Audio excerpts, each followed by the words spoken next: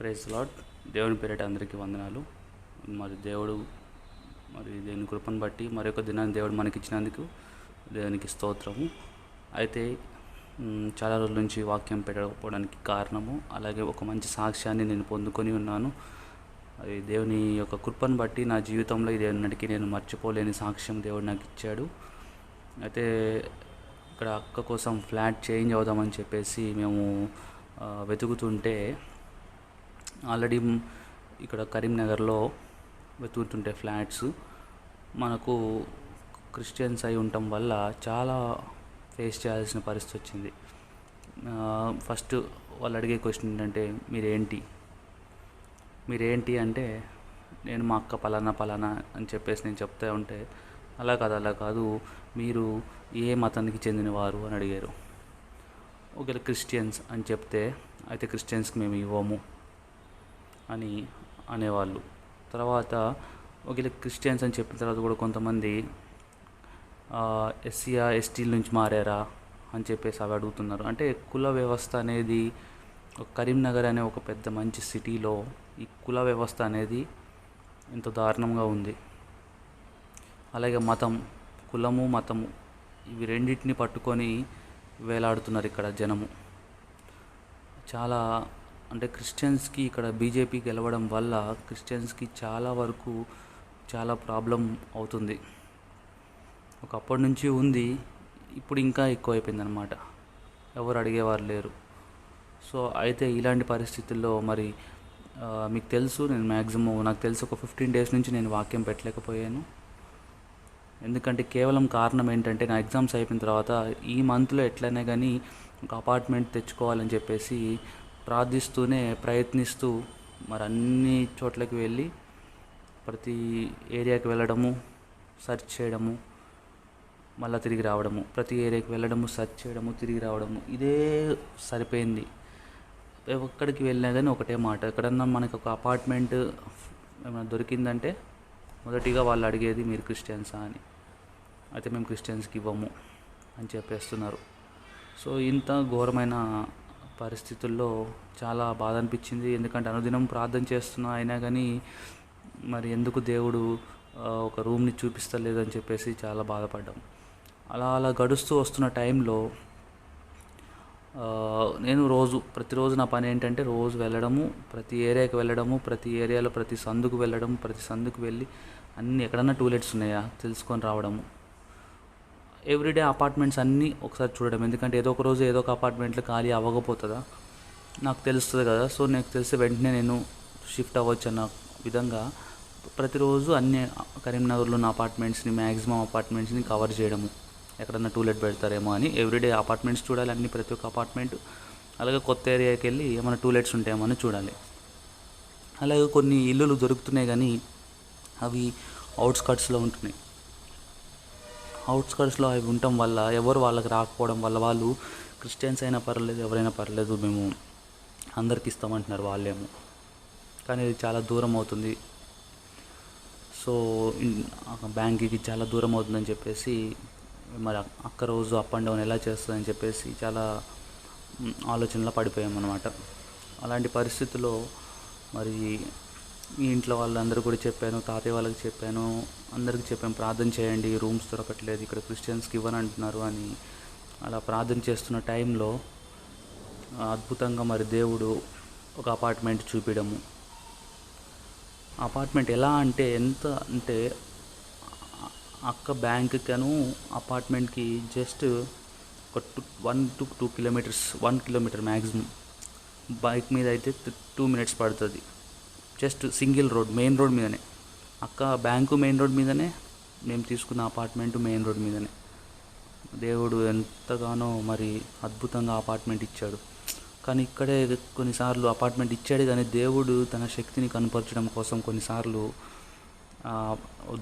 దొరికి వెళ్ళిపోయినట్లు, అలాగే ఈ అపార్ట్మెంట్ కూడా దొరికింది. కాకపోతే ఆల్రెడీ ఎవరో వచ్చి చూసి వెళ్ళారంట. అయితే ఈ అపార్ట్మెంట్కి ఉన్న స్పెషాలిటీ ఏంటంటే, ఈ అపార్ట్మెంట్లో ఉన్న వాళ్ళు క్రిస్టియన్స్. ఈ అపార్ట్మెంట్ ఫ్లాట్లో ఉన్న ఎవరైతే ఇద్దామనుకుంటున్నారో రెంట్కి, ఆ ఓనర్స్ అంకుల్ వాళ్ళు చాలా స్పిరిచువల్ వాళ్ళు. అయితే వారితో మేము మాట్లాడినప్పుడు ఫస్ట్ వాళ్ళు ఇద్దరే ఉంటారా, మీ పేరెంట్స్ని కూడా తీసుకురండి, మీ పేరెంట్స్తో మాట్లాడాలి అని అన్నారు. వాళ్ళు కూడా ఇవ్వడానికి ముందు వెనక ఆడుతున్నారు. ఎందుకంటే వాళ్ళకు తెలిసిన బంధువుల్లో నుంచే ఎవరో హైదరాబాద్ నుంచి ఇక్కడ ట్రాన్స్ఫర్ అవ్వడం వల్ల వాళ్ళు కూడా అంతకు ముందు రోజు వచ్చి చూసి వెళ్ళారంట. సో వాళ్ళు క్రిస్టియన్స్. సో వాళ్ళకు కూడా ఈ రూమ్ నచ్చింది. వాళ్ళు ఇంకా ఏం చెప్పలేదు కాబట్టి వాళ్ళు చెప్తే వాళ్ళు నో అని చెప్తే మీకు ఇస్తామని చెప్పేసి అన్నారు.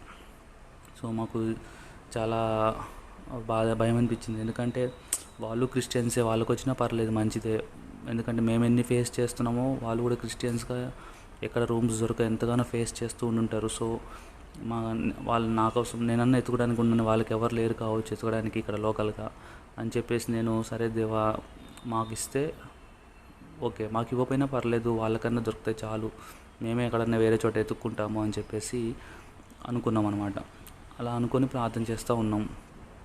తర్వాత అంకుల్ వాళ్ళు ఓకే అన్నారు, కానీ మీ పేరెంట్స్తో ఒకసారి కలవాలి, మీ పేరెంట్స్తో మాట్లాడాలి అని అంటే, సో వెంటనే డాడీ వాళ్ళకి చెప్పడము, డాడీ వాళ్ళు రావడము, తర్వాత అంకుల్ అందరం కలిసి వాళ్ళతో మాట్లాడటము, తర్వాత వాళ్ళు కూడా చాలా విశ్వాసాలను తెలుసుకోవడము, తర్వాత వాళ్ళు కూడా మాకు ఎంతో ప్రేమను కనపరిచారు మా ఓనర్స్ వాళ్ళు. సో ఎగ్జాక్ట్లీ మా ఫ్లాట్కి ఆపోజిట్ కూడా వాళ్ళ ఫ్లాట్ ఉంటుంది అనమాట. సో ఆంటీ వాళ్ళతో చాలా మేము కలిసిపోయాము, దేవుని ఎంతగానో స్తుతించాము, కనపరిచాము. దేవునికి ఎంతగానో ఘనత, స్తుతి, మహిమ దీన్ని బట్టి చెల్లి. అలాగే నా లైఫ్లో పెద్ద ఎక్స్పీరియన్స్, ఎందుకంటే నేను డైరెక్ట్గా ఫేస్ చేశాను. ఎంత కష్టం అంటే ప్రతిరోజు ప్రతి అపార్ట్మెంట్కి వెళ్ళడము, ఖాళీలు ఉన్నాయని తెలుసుకోవడము. కొన్నిసార్లు అపార్ట్మెంట్లో ఖాళీ ఉన్నా కానీ మేము క్రిస్టియన్స్కి ఇవ్వము, ఇక్కడ ఒప్పుకోరు, అపార్ట్మెంట్ వాళ్ళు ఒప్పుకోరు అని చెప్పేసి, అపార్ట్మెంట్ కమిటీ ఒప్పుకోరు అని చెప్పేసి విన్నాను నేను. ఇవన్నీ వినడం వల్ల నాకు అసలు ఎంతో ఒకలాంటి ఫ్రస్ట్రేషన్, ఒకలాంటి కోపం అని కాదని ఒకలాంటి చిరాకు. ఎందుకు ఇక్కడున్న దగ్గరే ఉందాం, ఇంకా ఈ ఇంట్లోనే ఉందాము, ఏం కాదు, కార్ పార్కింగ్ లేదని చాలా ప్రాబ్లం అవుతుందని చాలా బాధపడ్డాం. పర్లేదు ఇదే ఇంట్లో ఉందాము అని అనుకున్నాం. కానీ దేవుని మహాకృపను బట్టి మరి దేవుడు అద్భుతంగా మేము ఏమి కావాలనుకున్నాం, మేము ఒక అపార్ట్మెంట్ కావాలనుకున్నాం. మేమేం కావాలనుకున్నాం, అపార్ట్మెంట్లో మంచిగా పార్కింగ్ ఉండాలనుకున్నాం. మేమేం కావాలనుకున్నాం, అపార్ట్మెంట్లో వాచ్మెన్ ఉండాలనుకున్నాం. సో ఇవన్నీ ఫుల్ఫిల్ అయినాయి. అపార్ట్మెంట్లో లిఫ్ట్ ఉండాలనుకున్నాం అన్నీ. అలాగే అపార్ట్మెంట్ డబుల్ బెడ్రూమ్ అయి ఉండాలనుకున్నాం, కొత్తగా ఉండాలనుకున్నాం. అన్నీ మొత్తం మేము ఏమైతే అనుకున్నామో అవన్నీ ఒకటే ఈ అపార్ట్మెంట్లో దేవుడు మాకు డైరెక్ట్గా చూపించేశాడు. అలాగే దగ్గరగా ఉండాలి అక్కడ దానికి అనుకుంటే ఇంత దగ్గరగా దేవుడు ఇచ్చాడు. అలాగే అపార్ట్మెంట్ నుంచి బయట కాలు అడుగు పెడితే షాపింగ్ మాల్స్, రెస్టారెంట్స్, నీకు ఏది కావాలంటే అది దొరికే ఫుల్ బిజీ ఏరియా అనమాట ఇది.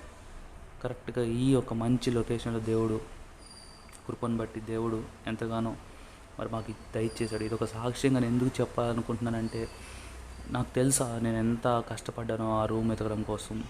ఎంతమంది నోట్లో నుంచి ఏవేవో మాటలు వస్తున్నాయి, మీ క్రిస్టియన్స్కి ఇవ్వం, మేము వెళ్ళిపోండి, మేము క్రిస్టియన్స్కి ఇవ్వము, మీ క్రిస్టియన్స్ ప్రార్థనలు చేస్తారు. సో ఇలాంటి మాటలు వినడానికి చాలా బాధ అనిపించింది. అలాగే కొంతమంది క్రిస్టియన్స్ అని కొంతమంది ఏమో మీరు తక్కువ కులం వాళ్ళు అన్నట్లుగా మేము ఇవ్వమని చెప్పేసి అంటాము చాలా. కానీ అలాంటి స్థితిలో కూడా దేవుడు గొప్పగా ఈ యొక్క అపార్ట్మెంట్ చూపించడము, దేవుని కృపను బట్టి అంతా సెటిల్ అయిపోయింది. అలాగే కొంచెం చిన్న పనులు కూడా ఉంటాయి అపార్ట్మెంట్లో, అన్నీ అంకుల్ వాళ్ళే దేవుని కృపను బట్టి అంకుల్ వాళ్ళే, ఓనర్స్ వాళ్ళు ఇవన్నీ చేయించారు. కొత్తగా స్విచ్ బోర్డ్స్ అవన్నీ కొత్తగా పెట్టియాలంటే అవన్నీ పెట్టించేశారు. ఆల్రెడీ పెయింటింగ్స్ అన్నీ ఆల్రెడీ వేసించారు, కొత్తగా ఉంది మొత్తం అపార్ట్మెంట్ కూడా. సో అలా దేవుని కృపను బట్టి ఈరోజు నాకు ఫ్రీనెస్ అనేది దొరికింది. ఎందుకంటే ఆ పనులు జరిగేటప్పుడు కూడా నేనే ఉండడము, ఆల్రెడీ ఇక్కడ షిఫ్ట్ అయ్యాము కాబట్టి ఆ పనులు జరిగేటప్పుడు జాగ్రత్తగా ఉండాలి కాబట్టి, పనులు వెళ్తూ ఉంటారు కాబట్టి, సో నాకు టైం చాలా అసలు లేదు. కానీ దేవుని కృపను బట్టి ఈరోజు మరి సాక్ష్యాన్ని ఎప్పటి నుంచో పంచుకోవాలనుకున్నా. ఎందుకంటే సెప్టెంబర్ 2nd టైంలో నాకు ఈ అపార్ట్మెంట్లోకి మేము షిఫ్ట్ అయ్యాము. కాకపోతే తర్వాత ఈ కొంత రెనోవేషన్ కొంచెం పనులు ఉండటం వల్ల అవన్నీ చేయడానికి, ప్లంబింగ్ వర్క్ ఇవన్నీ చేయడానికి కొంచెం టైం పట్టింది. సో వీటన్నిటి వల్ల నేను వాక్యాలు చేయలేకపోయాను. అయితే ఈ సాక్ష్యము మీరందరూ గుర్తుంచుకోండి. అంటే ఓర్పుని కోల్పోకండి, ఓర్పుగా ఉండండి, దేవుణ్ణి విశ్వసించండి. నేను కూడా చాలా ఫ్రస్ట్రేషన్, అంటే ఓర్పు కోల్పోయాను. ఏంటి ఇంకా ఎక్కడ ఉండిపోతాంలే, ఇంకా దేవుని చిత్తం కాదేమో అని నేను అట్లా అనుకుంటున్న టైంలో దేవుడు అద్భుతంగా మేము కావాల్సింది ఊహించిన దానికన్నా అన్నీ ఉన్న అపార్ట్మెంట్ దేవుడు ఇచ్చాడు. ఇంత దగ్గరగా మేము అసలు ఎక్స్పెక్ట్ చేయలేదు, మెయిన్ రోడ్ మీద అసలు ఎక్స్పెక్ట్ చేయలేదు. కానీ మెయిన్ రోడ్ మీద అక్కకి బ్యాంక్కి ఇంత దగ్గరగా అపార్ట్మెంట్ అంటే అది దేవునికి మహిమ కలుగును గాక. ఆ, జాగ్రత్తగా ఉండండి, పర్లేదు, మనల్ని వెలివేస్తారు. యేసుప్రభు ముందే చెప్పాడు, నన్నే ఇట్లా దూషించి నాకే ఇంత పెద్ద శిక్షలు వేశారంటే మిమ్మల్ని ఖచ్చితంగా మీ ఎంతో చేస్తారు. కాబట్టి మీరు ధైర్యంగా ఉండండి. ఈ లోకంలో ఉన్నవాడి కన్నా మీలో ఉన్నవాడు గొప్పవాడు, శక్తిమంతుడు. కాబట్టి మీరు ధైర్యంగా ఉండండి, దేవుని కొరకు నిలబడండి, ముందుకు వెళ్ళండి, ఓర్పు కలిగి ఉండండి. అది నేను నేర్చుకోండి. ఓర్పు కలిగి ప్రార్థన చేయండి. అది దేవుడు మనం ఊహించిన వాటికన్నా అద్భుతంగా కార్యాలు జరిగిస్తాడు. అలాగే ఈ యొక్క చిన్న సాక్ష్యాన్ని దేవుడు దీవించిన కాక. అయితే ఈరోజు మనకి వాక్య ధ్యానంగా 2 కొరింథీయుల 6వ అధ్యాయం ఉంది. దాంట్లో ఒకటే ఒక వచనం మీకు చెప్పాలనుకున్న 14వ వచనము మీతో షేర్ చేసుకుంటాను. మీరు అవిశ్వాసులతో జోడుగా ఉండకూడి, నీతికి దుర్నీతితో ఏమి సాంగత్యము, వెలుగునకు చీకటితో ఏమి పొత్తు. చాలామంది మనలో క్రిస్టియన్స్ అయి ఉండి అవిశ్వాసులైన వారితో ఎంతగానో స్నేహం చేస్తూ ఉంటాం. అవును, ఈరోజు నువ్వు బాగుండొచ్చు, ఈరోజు నువ్వు ఆత్మీయంగా ఉండొచ్చు, వారి వలన నీకు ఈరోజు ఎటువంటి ఇబ్బంది లేకపోతే నీ ఆత్మీయ స్థితిలో ఎటువంటి అడ్డంకులు రాకపోవచ్చు. కానీ ఫ్యూచర్లో వారితో సాంగత్యం వలన నీకు ఫ్యూచర్లో ఏదో ఒక టైంలో సాతాను వారి ద్వారా నిన్ను ట్రాప్ చేస్తాడు. కాబట్టి అవిశ్వాసులైన భక్తులతో కానీ అవిశ్వాసులైన వారితో కానీ మీ ఇబ్బందులు, మీ యొక్క కష్టాలు, మీ దుఃఖాలు షేర్ చేసుకోకండి. ఎప్పుడు వారితో దేవుని యొక్క మహిమ, దేవుని యొక్క గొప్ప కార్యాలు, దేవుడు మీ జీవితంలో చేసిన మిరాకిల్స్ని, అద్భుతాల గురించి వారికి చెప్పండి. కానీ మీరు వారితో మీ ప్రాబ్లమ్స్ షేర్ చేసుకున్నారనుకోండి, వారు లోక సంబంధమైన ఆలోచనలు చేసి లోక సంబంధమైన సొల్యూషన్స్ ఇస్తారు. మీకు లోక సంబంధమైన ఆలోచనలు మీకు ఇస్తారు. మీరు వాటిని పాటించి అనవసరంగా సాతాను చేతిలో పడిపోతారు. కాబట్టి కష్టాలు, ఇబ్బందులు ఏమన్నా ఉంటే కనుక మంచి స్పిరిచువల్ ఫ్రెండ్స్ ఎవరైతే ఉంటారో వాళ్ళతో షేర్ చేసుకోండి. స్పిరిచువల్ బ్రదర్స్, స్పిరిచువల్ సిస్టర్స్, అలాగే పాస్టర్ గారితో షేర్ చేసుకోండి. వారైతే మీకు ఆత్మీయంగా, ఆత్మ ద్వారా, ఆత్మ నడిపింపులో మీకు సొల్యూషన్స్ ఇస్తారు, జవాబులు ఇస్తారు. అలా కాకుండా అవిశ్వాసులతో మీరు సాంగత్యం చేసి వారితో కనుక మీరు మీ యొక్క ఇబ్బందులు, కష్టాలు షేర్ చేసుకున్నట్లయితే సాతాను అది ఉపయోగించుకొని మిమ్మల్ని ట్రాప్ చేస్తాడు, మిమ్మల్ని పడేస్తాడు. సో ఈ చిన్న వాక్యాన్ని దేవుడు దీవించిన కాక. ఇలాగే మీ సాక్ష్యాలు ఏమన్నా ఉంటే మీ సాక్ష్యాలను ఇట్లానే రికార్డ్ చేసుకోండి, రికార్డ్ చేసి పక్కన పెట్టుకోండి, లేకపోతే యూట్యూబ్లో పెట్టండి. మీ సాక్ష్యాలు రికార్డ్ చేసి దేవుడు మీకు చేస్తున్న అనుదిన సాక్ష్యాలు ఏమైనా ఉంటే అవి రికార్డ్ చేసి మీ యూట్యూబ్లో ఛానల్స్లో పెట్టండి. దాన్ని బట్టి ఇంకా దేవునికి ఎంతగానో మహిమ. అలాగే ఎవరికైతే దేవుడు తెలియదో వారు దేవుని తెలుసుకుంటారు, ఎవరికైతే దేవుడు తెలుసో వాళ్ళ విశ్వాసం ఇంకా మెరుగుపడుతుంది. సో మన సాక్ష్యమే దేవునికి ఘనత తీసుకొస్తుంది. మన సాక్ష్యమే ఎంతోమందిని దేవుళ్ళు నడిపిస్తుంది. మన సాక్ష్యమే ఎంతోమందికి విశ్వాసాన్ని ఇంకా అధికం చేస్తుంది. సో సాక్ష్యాలు పంచుకోవడం అనేది చాలా ఇంపార్టెంట్. అలాగే సాక్ష్యం పంచుకున్న తర్వాత సాక్ష్యము ఇచ్చిన దేవుణ్ణి కూడా స్తుతించాలి. అదొక సాక్ష్యాన్ని బట్టి, ఆ సాక్ష్యం దేవునికి ఇచ్చిన దాన్ని బట్టి మనం దేవుణ్ణి కూడా ఘనపరచాలి మన జీవితాల్లో. Praise the lord.